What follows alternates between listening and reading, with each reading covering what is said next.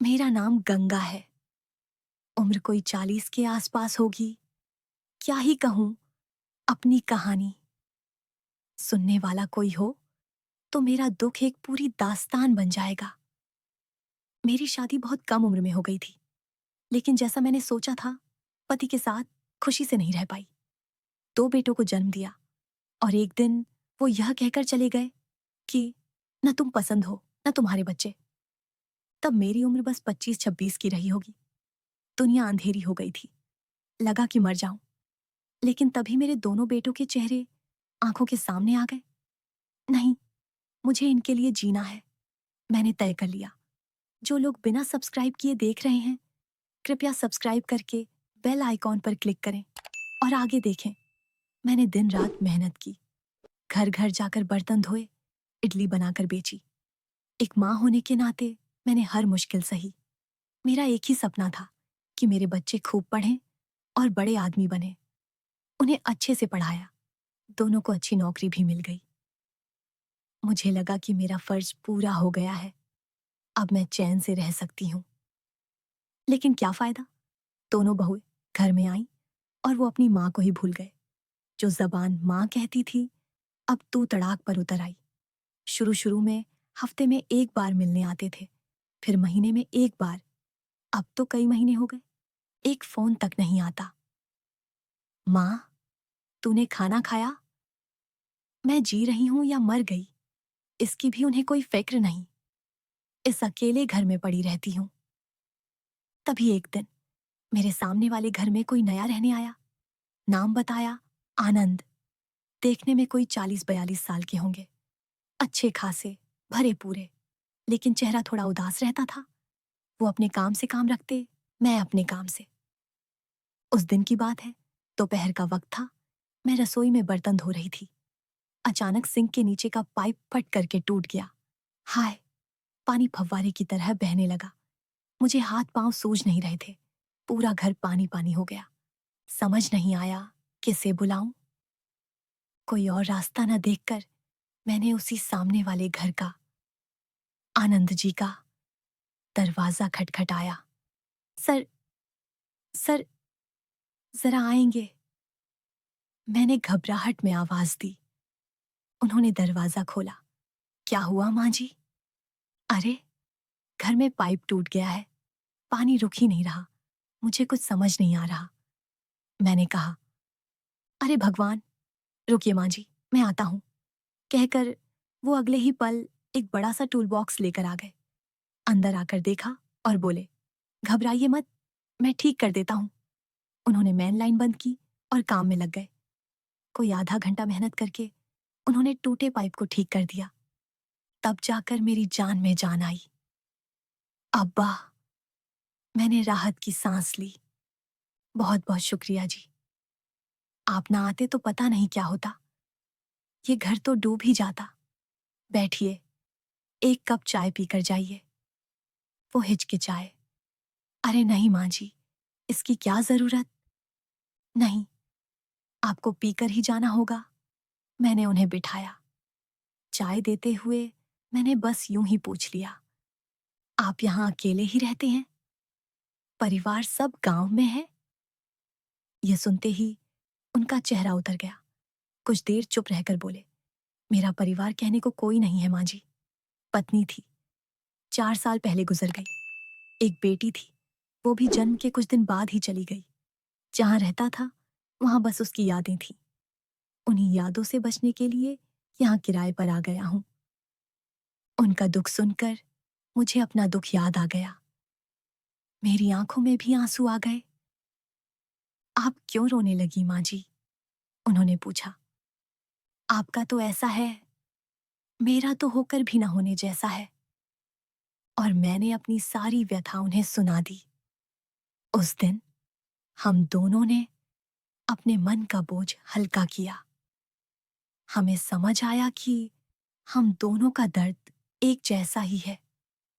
उसके बाद न जाने क्यों एक जुड़ाव सा हो गया।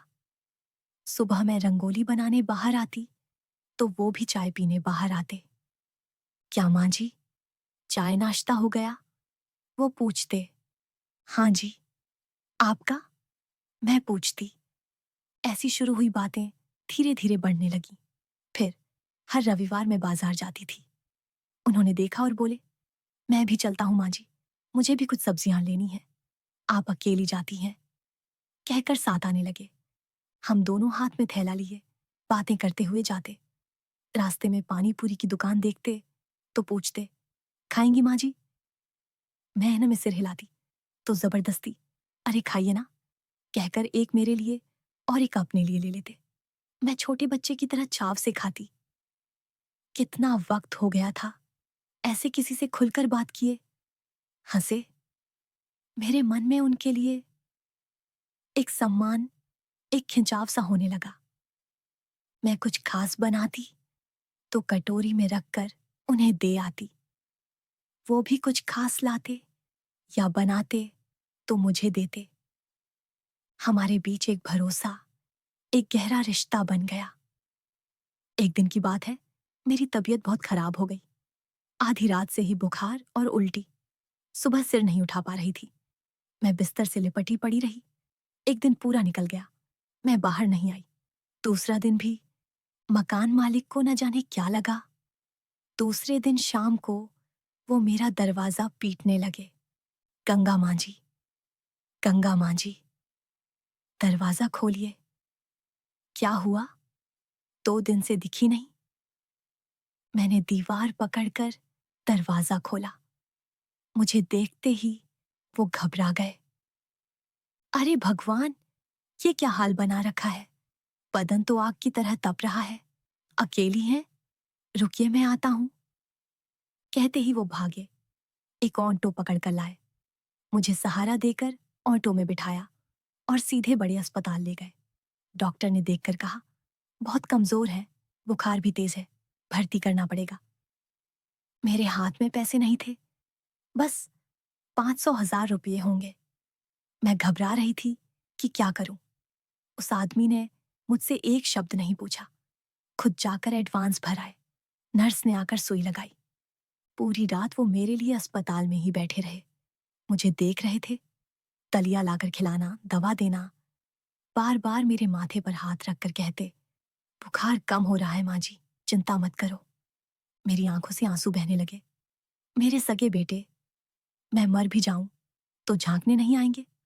और ये आदमी, 4 महीने की पहचान, मेरे लिए पूरी रात जाग रहा है। बस तभी मेरे दिल में जो खिंचाव था, वह एक गहरे अपनेपन में, शायद प्यार में। हाँ, प्यार में ही बदल गया। अस्पताल से लौटकर मैं ठीक हो गई। 1 हफ्ते बाद उन्होंने खुद ही पूछा, गंगा माँ जी, तबीयत ठीक है, बहुत दिन घर में रह ली, कहीं बाहर चलें, एक फिल्म देखने चलें? मुझे शर्म भी आई और खुशी भी। ठीक है, मैंने कहा। मैं अपनी एक अच्छी साड़ी पहनकर तैयार हुई। हम दोनों फिल्म देखने गए। कौन सी फिल्म थी याद नहीं, पर उसमें बहुत प्यार के सीन थे। हीरो हीरोइन का देखना, गाना, वो सब देखते हुए हम एक दूसरे की तरफ देख नहीं पा रहे थे। दिल में अजीब सी घबराहट थी। फिल्म खत्म करके हमने एक होटल में रात का खाना खाया। घर लौटे, मैंने चाय बनाई। हम दोनों मेरे घर के हॉल में बैठकर शांति से चाय पी रहे थे। तभी उन्होंने धीरे से मेरा हाथ पकड़ा। मैं चौंक कर उन्हें देखने लगी। उनकी आंखें नम थीं। बहुत धीमी आवाज में बोले, गंगा, मैं कुछ कहना चाहता हूं, गलत मत समझिएगा। इस दुनिया में मेरा कोई नहीं है और आपके आपके बेटे भी होकर ना होने के बराबर हैं। हम दोनों अकेले ही दुख उठा रहे हैं। आप मुझे बहुत अच्छी लगती हैं, एक सहारे के तौर पर, एक साथी के तौर पर। क्या हम दोनों शादी कर लें? उन्होंने यह पूछा और मैं सन्न रह गई। मेरी समझ में नहीं आया। इस उम्र में लोग क्या कहेंगे, दुनिया क्या कहेगी।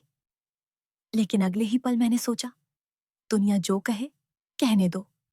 जब मैं बुखार में तड़प रही थी, तब क्या यह दुनिया देखने आई थी? क्या मेरे बेटे आए थे? ये आदमी ही आया था। मेरी आंखों से झरझर आंसू बहने लगे। क्या माँ जी, मैंने कुछ गलत कह दिया? वो घबरा कर पूछने लगे।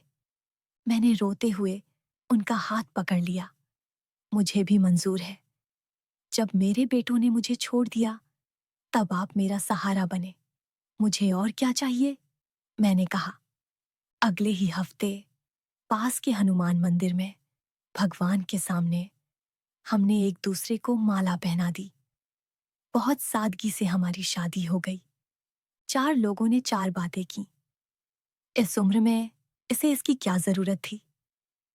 कानों तक बातें आईं, पर मैंने किसी की परवाह नहीं की। मेरी खुशी, मेरी जिंदगी। अब हम दोनों साथ रहते हैं, एक दूसरे के लिए, प्यार से, सहारे से।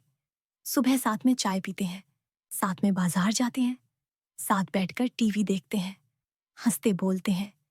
मेरे बेटों ने जो सुकून और खुशी मुझे नहीं दी, वो आनंद ने मुझे दी है। अब मेरी जिंदगी बहुत सुकून और खुशी से कट रही है। सब्सक्राइब करना और उस बेल आइकॉन पर क्लिक करना ना भूलें। वीडियो पर आपकी क्या राय है, कमेंट में जरूर बताएं। आपके कमेंट्स मुझे और कहानियां बनाने की प्रेरणा देते हैं। धन्यवाद।